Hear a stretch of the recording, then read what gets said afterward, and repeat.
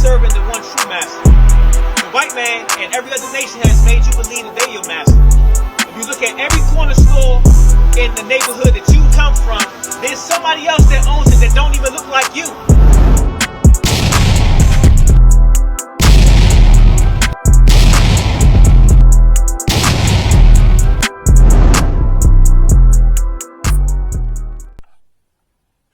Shalom, guys. Shalom. Yeah, today we're gonna basically bring a clearance to attention to some things that confuse Israel. Whether you hear close by, you're screaming, you're looking at us online. Yeah, we're gonna give you some scriptures that basically will explain to you who is God's people, or who the Israelites are. That's one of the things that most people are confused as to how these guys can say that they are the Israelites. And there are a lot of scriptures that tells us who, particularly God's people. Let's start with Genesis 12, verse 1 to 3. Yeah, in this book of Genesis chapter 12, verse 1, it says, Now the Lord has said unto Abram, Get thee out of thy country, and from thy kindred, and from thy father's house, unto a land that I will show thee. And I will make of thee a great nation, and I will bless thee, and make thy name great. Yeah, right here, what God is doing is he's separating Abraham at that time from his siblings or his family, and pulling him aside to start the chosen people line from using Abraham as the head. He did not even choose the brothers or choose mom and dad. He started using Abraham. Go ahead. And thou shalt be a blessing, and I will bless them that bless thee, and curse him that curseth thee, and in thee shall all families of the earth be blessed. Yeah, so it was as promised to Abraham, he's gonna have the biggest group of people that starting from Jacob and all his 12 kids, which is going to be in the multitudes. So let's go into Genesis 21 and verse 12. Genesis chapter 21 and verse 12. And God said unto Abraham, Let it not be grievous in thy sight because of the lad, and because of thy bondwoman, and all that Sarah hath said unto thee, hearken unto her voice, for in Isaac shall thy seed be called. So here he goes and starting that lineage, even though he had a child with his wife's servant, she was not counted or that child was not counted as his first offspring because it was not with his wife. So Isaac is his first offspring with his wife, and that started a lineage right there. Let's read Genesis 28, verse 14 to 15. Genesis chapter 28, verse 14. And thy seed shall be as the dust of the earth, and thou shalt spread abroad to the west, and to the east, and to the north, and to the south. And indeed, and in thy seed shall all the families of the earth be blessed. Keep reading. Yeah, oh my God, here, give me a second. Here, it actually, there are little codes in here that even said that we're going to be scattered throughout the four corners of the earth. Even this is even mentioned in this scripture. They're mentioned in different parts of the books as well. But knowing that who we are is not referring to the world is going to be in the four corners. It's a particular people. Continue. And behold, I am with thee, and will keep thee in all places whither thou goest, and will bring thee again into this land, for I will not leave thee until I have done that which I have spoken to thee of. Yeah, get ready for Genesis 35, verse 10. This basically it gives us a setup, knowing that we can know where we're going to be. Even that it was mentioned to Abraham at that time. Abraham at that time. Let's read Genesis 35, verse 10. This book of Genesis chapter 35, verse 10. And God said unto him, Thy name is Jacob. Thy name shall not be called any more Jacob, but Israel be thy name. And he called his name Israel. And jumping forward to Jacob, that was the son of one of the lineage, coming on the lineage, and he has 12 kids, or 12 boys, and that started, that's where the seed started going from Isaac to Jacob to the 12 children of Jacob. It's going to Romans 9, verse 7 and 13. We're just proving here who the Israelites are in terms of, there are a lot more scriptures that tells you who we are. Right, this is the book of Romans chapter 9, verse 7. Neither because they are the seed of Abraham are they all children, but in Isaac should thy seed be called. That is, they which are the children of the flesh, these are not the children of God. But See, here again, it's pointing out what I said earlier, that the lineage is given to a particular people, not even know that Abraham was the chosen and then he had multiple kids. It didn't go through the multiple kids. It went from him to Isaac, and it went from Isaac to Jacob. So even Jacob, Isaac had multiple kids. It didn't go through all Isaac's multiple kids. It only go to Jacob, and Jacob then it goes from Jacob to his kids, all his boys. Keep in mind, it never go to the girls. Only Jacob had boys and girls, but it only went to the boys because the man, again, as the Bible has said, the man is the seed. We know that in Numbers 1, verse 18. Let's jump to that real quick. Numbers 1, 18. Numbers, he said 1 and 18. Book of Numbers chapter 1 and verse 18. And it reads, And they assembled all the congregation together on the first day of the second month, and they declared the pedigrees after their families by the house of their fathers, according to the number of the names from 20 years old and upward by their poles. Yeah, that's how the men were counted in Israel. Today, the one who calls himself Israel or calls himself Israeli, they counted from the female side, saying from the mother side. The Bible never said that. It always counted from the male side. Let's go back to Roman. Continue. Now this verse 8. That is, they which are the children of the flesh, these are not the children of God, but the children of the promise are counted for the seed. For this is the word of promise. At this time will I come, and Sarah shall have a son.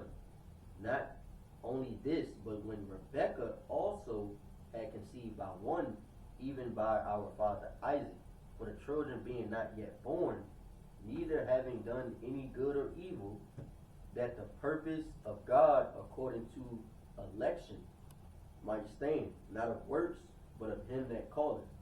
It was said unto her, The elder shall serve the younger, as it is written, Jacob have I loved, but Esau have I hated. Yeah, let's go to Deuteronomy chapter 7, verse 6 to 9.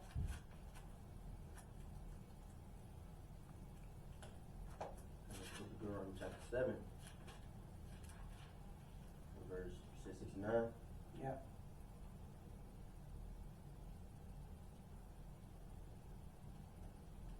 Oh, 6 through 9. Alright. This book of Deuteronomy chapter 7, verse 6. It says, For thou art an holy people unto the Lord thy God. The Lord thy God hath chosen thee to be a special people unto himself.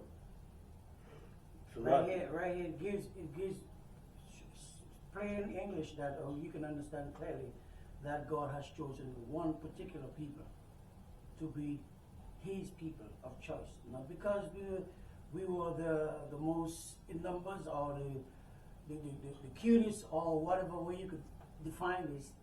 He chose particular people. Continue. It says, above all people that are upon the face of the earth. The Lord did not set his love upon you, nor choose you, because ye were more in number than any people, for ye were the fewest of all people.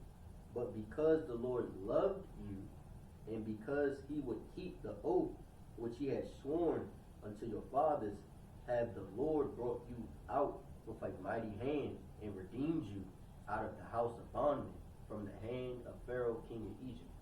Yeah. So here, God has He has made His choice as to who His people are going to be. The world doesn't want to accept this. I'm thinking that it has changed, whereas God doesn't change. God is not someone who changes his mind. He knows what's going to happen tomorrow, even before it happens to you. So He don't change His mind. But let's go to see who He promised, who this was promised to. Let's go to Deuteronomy 28. Give us some sort of explanation as to. Alright, this is book of Deuteronomy chapter 28, verse 14. Oh, you said 1. One. It says, and it shall come to pass, if thou shalt hearken diligently unto the voice of the Lord thy God, to observe and to do all his commandments, which I command thee this day, that the Lord thy God will set thee on high above all nations of the earth. This is what He promised these same people that was in the verses of chapter 7 verse 6. These are the same thing that He promised to these people once they keep His commandments and do exactly as they're supposed to do biblically. Go ahead. And all these blessings shall come upon shall come on thee and overtake thee, if thou shalt hearken unto the voice of the Lord thy God. Blessed shall thou be in the city, and blessed shall thou be in the field. Blessed shall be the fruit of thy body, and the fruit of thy ground, and the fruit of thy cattle, the increase of thy kind, and the flocks of thy sheep. Blessed shall be thy basket and thy store. Blessed shall thou be when thou comest in, and blessed shall thou be when thou goest out. The Lord shall cause thine enemies that rise up against thee to be smitten before thy face. They shall come out again thee one way, and flee before thee 7 ways. The Lord shall command the blessing upon thee in thy storehouses, and in all that thou settest thine hand unto. And he shall bless thee in the land which the Lord thy God giveth thee. The Lord shall establish thee a holy people unto himself, as he hath sworn unto thee, if thou shalt keep the commandments of the Lord thy God, and walk in his ways. And all the people of the earth shall see that thou art called by the name of the Lord, and they shall be afraid of thee. And the Lord shall make thee plenteous in goods, in the fruit of thy body, and in the fruit of thy cattle, and in the fruit of thy ground, in the land which the Lord sware unto thy fathers to give thee.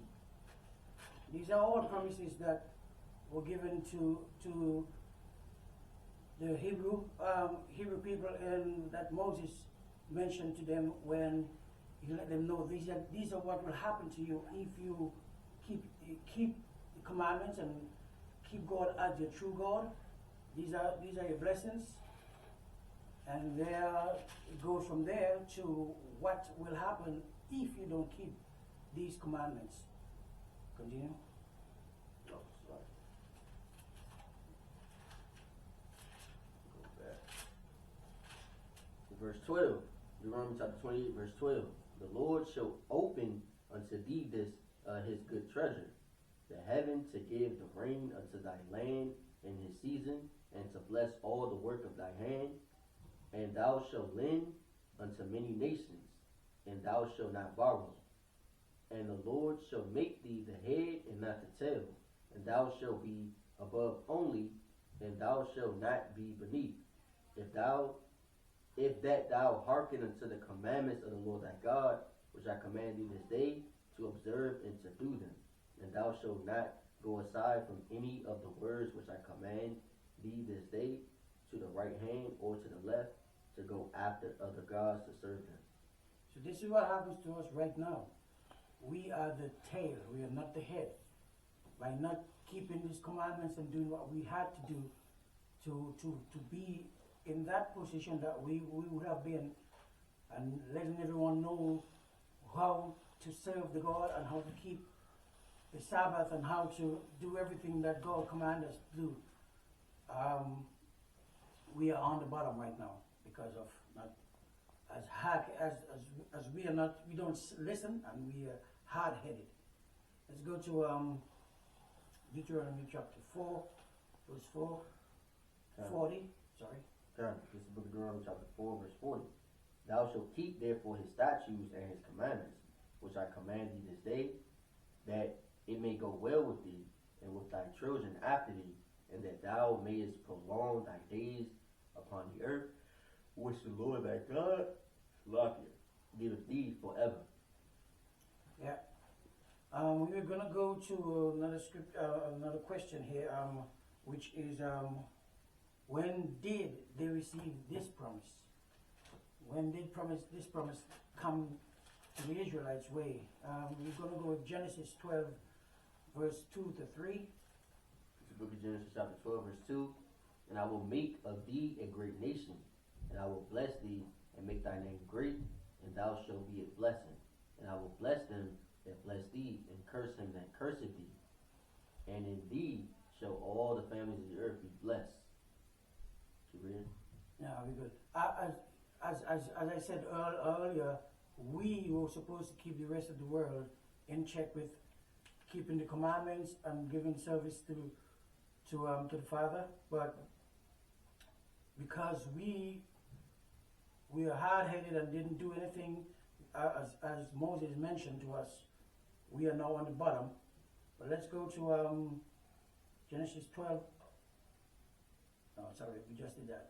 Let's go to another question here, which what are the conditions in order to receive this promise? What we have to do in order to get these promises? Exodus. Let's go to Exodus 19:5. This is one of the things that we could do. Yeah, go ahead. This is the book of Exodus chapter 19, verse 5. Now therefore, if ye will obey my voice indeed, and keep my covenant, then ye shall be a peculiar treasure unto me above all people, for all the earth is mine. Let's try Exodus 24, verse 12. I mean, there is lots of scriptures that tell you what we were supposed to do, and to see that we did not do. And so now we are on the bottom, we are getting the least of everything. Let's try Exodus 24, verse 12. This book of Exodus chapter 24, verse 12. And the Lord said unto Moses, Come up to me into the mount, and be there, and I will give thee tables of stone, and a law and commandments which I have written, that thou mayest teach them.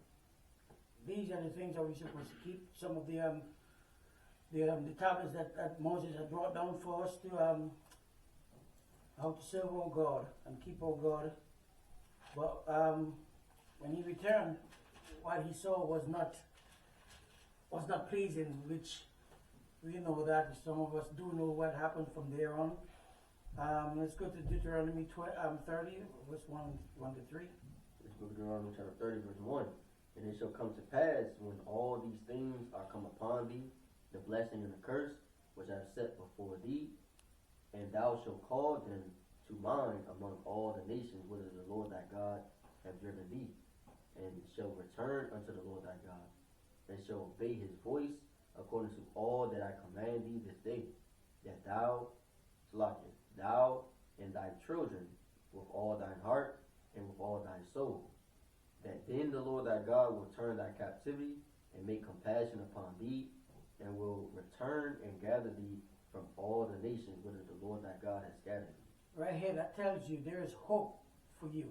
There's hope for you and I to get out of where we are right now. We are in hell right now. What we're experiencing here is hell. And so for us to get all to heaven and get what was promised to us, we need to recognize who we are, wake up, get on board, and start keeping the commandments and keeping the laws, keeping the statutes, and staying true to what is expected of us. Why are we punished? Why were we punished as a people? What did we do? Why we were punished? Let's look for that in the book of Baruch 4, 7 and 8. Now, this is the book of Baruch, chapter 4, verse 7. For ye provoked him that made you by sacrificing unto devils, and not to God. Ye have forgotten the everlasting God that brought you up, and ye have grieved Jerusalem that nursed you. Because what we do as a people, we in my culture will say we follow fashion, meaning we're gonna do whatever everyone else is doing, because that's what is the thing now. So it's always saying we say follow fashion, or we say we do what everybody else is doing because it seems to be the going thing. We have no clue where it comes from, where it's going, or what it means, but it looks good for now, so let's do it as well.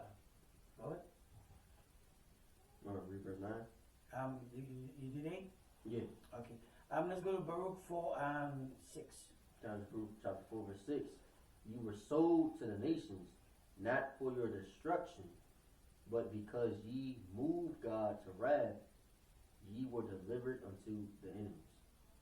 I mean, this speaks for itself. Who was sold? I mean, it happened throughout this world, throughout this lifetime, that different people have been sold.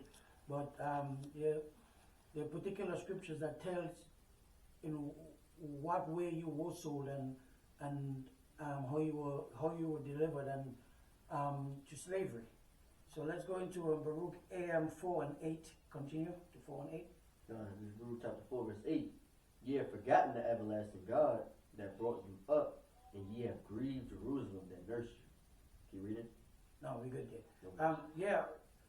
Again, that tells us the same thing. It says the same thing. If you just go back to keeping the laws and statutes, it's changes that we have to make.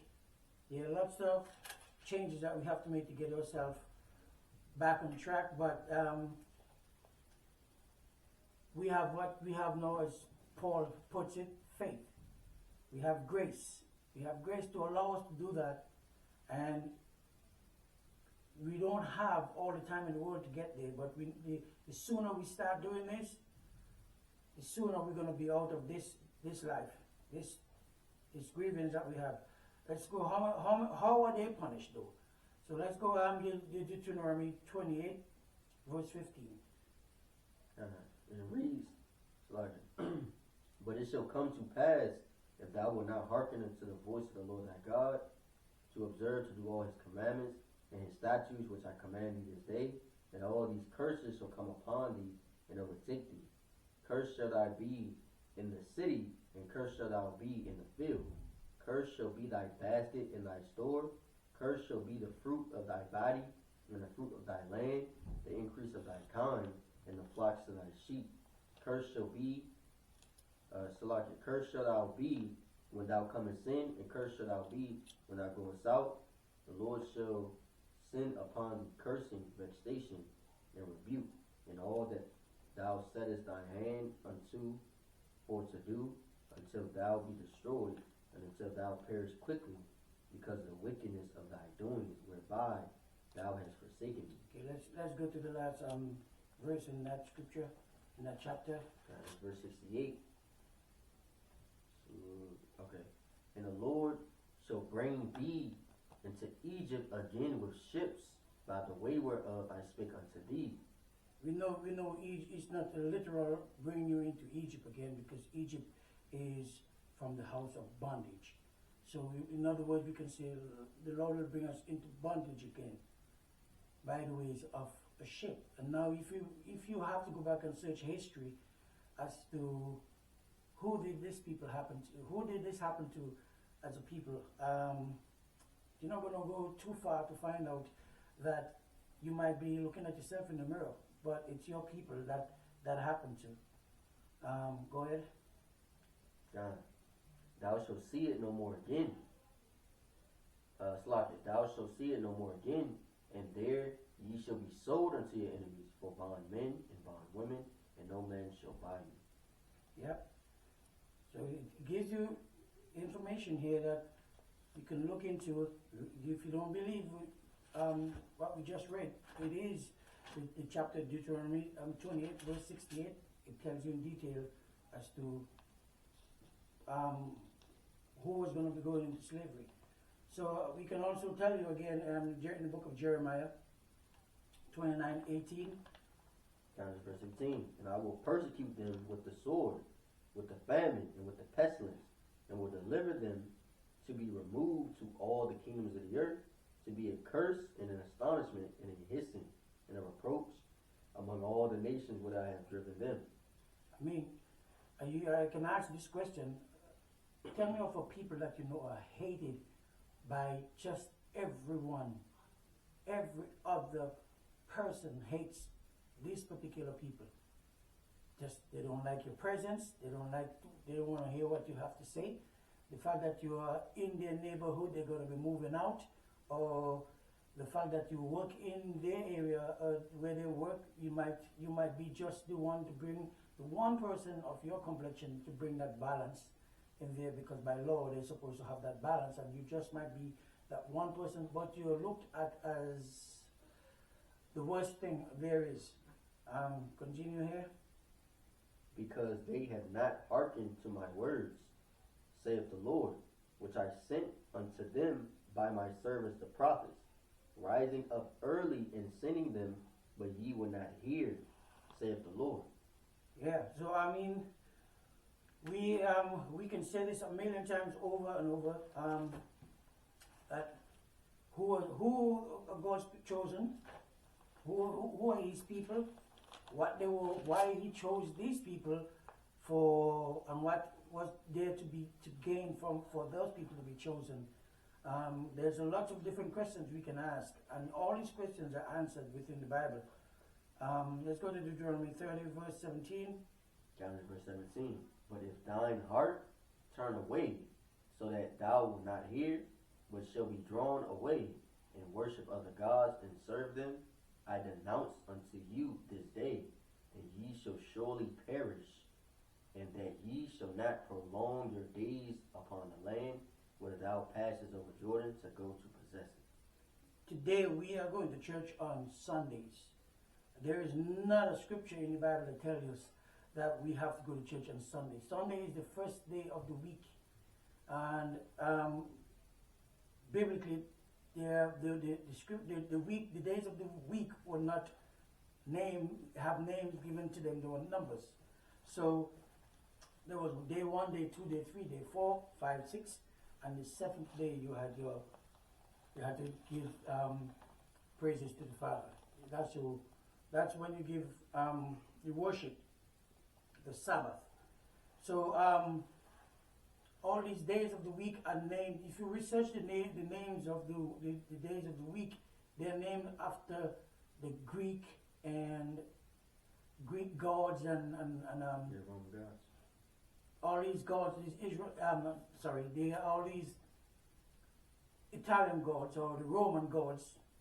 Okay, like Thursday, for instance. I'll give you Thursday. We pronounce it Thursday, but it's Thor Day. Mm-hmm. So Wednesday is Mericoles. It's not Wednesday. It's these are all Latin words. Mericoles is a French word that means Wednesday. Martes is actually Tuesday. So all these different days. For instance, Sunday, which is the sun that they worship, and then you have Monday, which is the moon that they worship. And we just assume all these things, and again, by coming and assuming everything that they do, and again using that phrase, following the fashion, we keeping their laws and sinning against God's laws. Let's go to the next scripture here, Deuteronomy 30, verse 2. This is verse 2. And shall return unto the Lord thy God, and shall obey his voice according to all that I command thee this day, that thou and thy children with all thine heart and with all thy soul. Now this, keep in mind, this is what was promised to us as our salvation. So we got a lot of good more scriptures coming, letting us know exactly what we're going to achieve once we start keeping these commandments and keeping the one true God, our God, as our foremost and forefront focus. Let's go to verse 3. In verse 3, that then the Lord thy God will turn thy captivity and have compassion upon thee, and will return and gather thee from all the nations whither the Lord thy God has scattered thee. And think about this phrase, this sentence right here. Who has been scattered all over the world? What people is everywhere? I know the Chinese are in China, but they do pop up everywhere. You go to the Europeans, they're mostly in Europe. Okay, you go to Africa, you may find some Africans in Africa, but again, you can find all people all over the face of the earth, be it a benefit for them or not. But we do a lot of migrating into different lands to better our life, or sometimes without our choice. It was not our intention. Let's go to Jeremiah 31 and verse 1.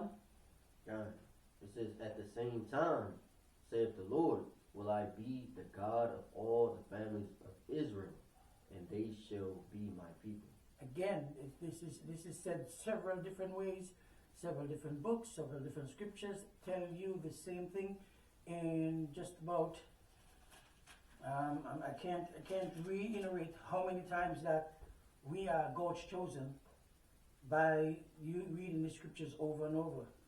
And again, we give you the scriptures so you can, don't take a word for it, you can go ahead and check it yourself to make sure. Going from 1 to 31, Jeremiah. Verse 31. Behold, the days come, saith the Lord, that I will make a new covenant with the house of Israel and with the house of Judah, not according to the covenant that I made with their fathers in the day that I took them by the hand to bring them out of the land of Egypt, which my covenant they break, although I was a husband unto them, saith the Lord. And then one of the things that we have taken for granted, but don't pay attention to, is words, the twisting of words. For instance, I'm going to give you this word. If I would say to him that he looks a little bluish today, am I saying to him that he's blue? No, I'm just saying he looks a little bluish. Meaning he's not blue, but he's almost appearing blue with some whatever he wearing or whatever he ate or whatever he put on makes him look blue. But I did not say that he was blue, and I'm certain that he is not blue. So when we go in the Bible and we look at the word Jew, for instance, and we see the word Jew, and then you turn around and you put an ish on the end of the word, we're changing that word altogether and saying we are almost Jew. We're not the Jew, but we are all, and we use it every day and think that if you go and search the Bible from page 1 to last page, you will never find that word there other than Jew or Jews, which pertains to 3 tribes, not the entire lot of these guys, not the whole tribe, just 3 tribes, not the whole family, not all 12. It's only pertaining to 3 tribes. Let's read John, book of John, 15 verse 10. Book of John chapter 15, verse 10. If ye keep my commandments, ye shall abide in my love, even as I have kept my Father's commandments and abide in his love. I mean, simple as that. All we have to do is keeping the commandments and keeping the statutes, and we will get back to where we were before, because God loved us with no questions asked. Go ahead, read 11. 11. Yeah. The book of John chapter 15 verse 11. These things have I spoken unto you, that my joy might remain in you, and that your joy might be full. Simple as that. We are God's chosen people. Let's read John 14, verse 3. This book of John chapter 14 verse 3. And if I go and prepare a place for you, I will come again and receive you unto myself, that where I am, there ye may be also. And whither I go, ye know, that the way ye know. Also be there for sure. Let's get ready to read Wisdom of Solomon. Some of these books you may not have because, again, if you go back in history, you will see that it was intentionally removed. So you wouldn't know who you are as a people, to keep you dumbed down, basically. So we're going in what they call Apocrypha to get this scripture here. Go ahead. This book of Wisdom of Solomon, chapter 3, verse 1. But the souls of the righteous are in the hand of God, and there shall no torment touch them. In the sight of the unwise, they seem to die, and their departure is taken for misery. And their going from us to be utter destruction, but they are in peace. For though they be punished in the sight of men, yet is their hope full of immortality, and having been a little chastised, they shall be greatly rewarded. For God proved them, and found them worthy for himself. As gold in a furnace have he tried them, and received them as a burnt offering. And in the time of their visitation, they shall shine and run to and fro like sparks among the stubble. They shall judge the nations and have dominion over the people, and their Lord shall reign forever. They that put their trust in him shall understand the truth, and such as be faithful in love shall abide with him. For grace and mercy is to his saints, and he hath cared for his elect. And keep in mind, like he said, he was going to go prepare a place for us. When the new heaven comes down, it's going to have 12 gates. And the 12 gates are named after the 12 tribes. It doesn't have a gate for strangers. It doesn't have a gate for random. It doesn't have a gate for X or P. The gates are named and are guarded by the angels, and you have to be from within that tribe for you to go through those gates. So the big pearly gate that you see, it only exists in these churches that try to make everyone equal. By making it think that there's only one gate to go through. No, there are 12 gates to go through. And if you're not one of those gates, and if you want to come through those gates, you're going to come through several ways. You have to be Israel, you have to be from one of those tribes, and you have to be a slave coming in to serve the same people that go through the gate, whose names are written on the gates. I mean, you have anything you could add in there? Yeah. Okay. I was going to bring up Deuteronomy chapter 4. Okay. Just to further prove when you talk again to the understanding of how the Lord, loves us. 4 and 19. This book of Deuteronomy chapter 4 verse 19. Slack verse 20. It says, but the Lord hath taken you and brought you forth out of the iron furnace, even out of Egypt, to be unto him a people of inheritance, as ye are this day. Let's go to a scripture here. Psalms 83, and we need to find a particular verse in there. I want to point out that these people are very slick. The slicksters. Psalms 83, if you read it and come down to it, you will see that they got together and they had a nice little sit-down chat, and their plans were to take away your heritage. Find a verse for me, please. This is the book of Psalms 83.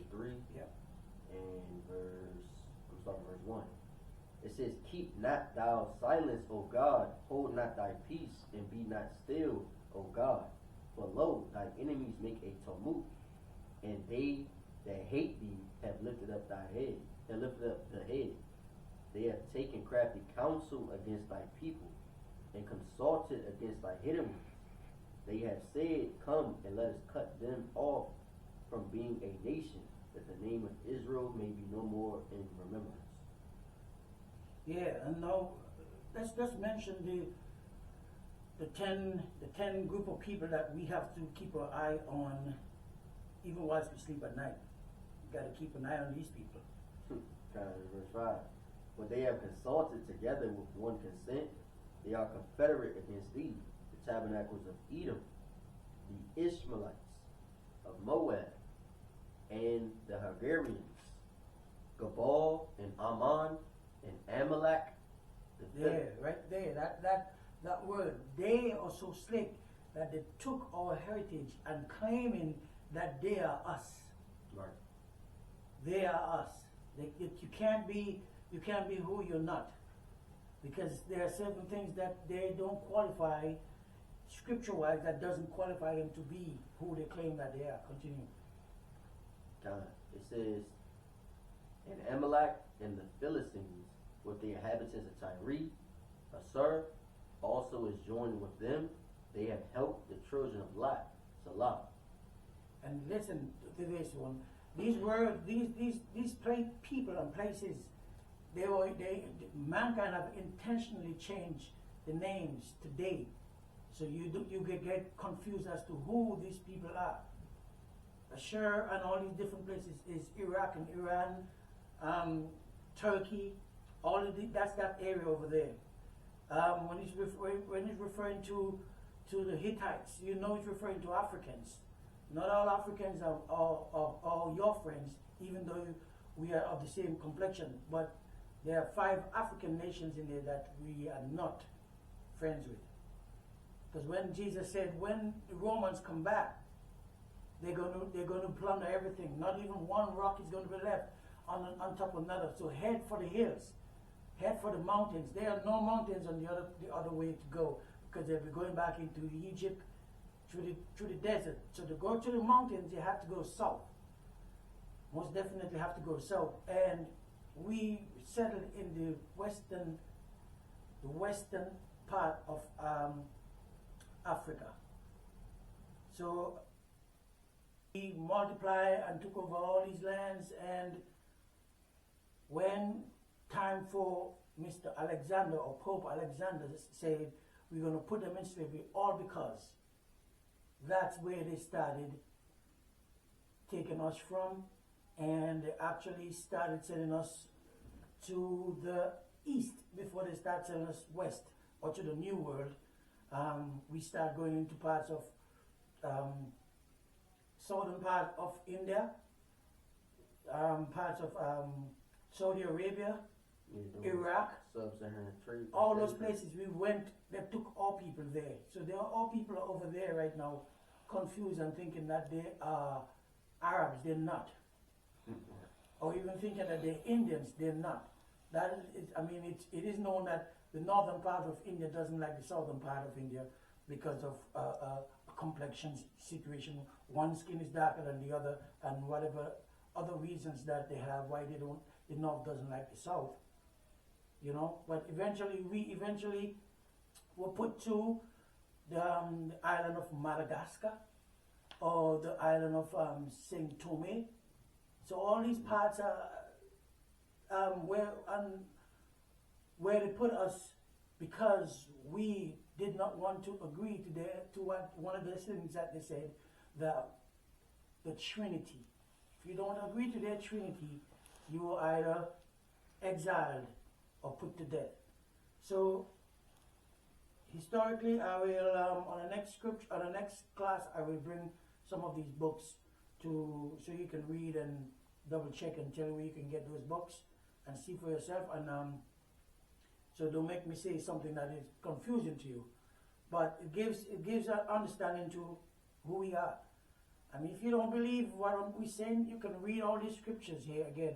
We'll put the scriptures on the screen, and you'll see all the scriptures that we pull from the Bible, and there are lots more scriptures that says the same thing, but a different way. But if there, you can read and understand for yourself that it's all there for us to see.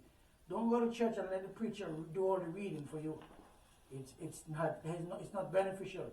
You go to church on Sunday and you only pick up the book on Sunday and you never touch it again for the rest of the week. And then whatever he tells you or he said to you, you don't remember by next Sunday what your class was that he had, or he may find one line in the scripture and build a whole sermon around that one line. And that is not learning the Bible. That you don't learn the Bible that way. This is he's just doing this to pass time, to do the collections. That's all he's doing. Do the collections, sing a few songs. You guys hop around and say and speak in tongues and do that stuff. Because the Bible tells you that if there's one speaking tongues, there's going to be a translator. So if you're speaking in tongues, who is translating what you're saying or what's being said to you that you're saying in tongues? So don't get fooled with all of those things that you see these people do on there. These are not biblical. These are all coming from Rome. Okay?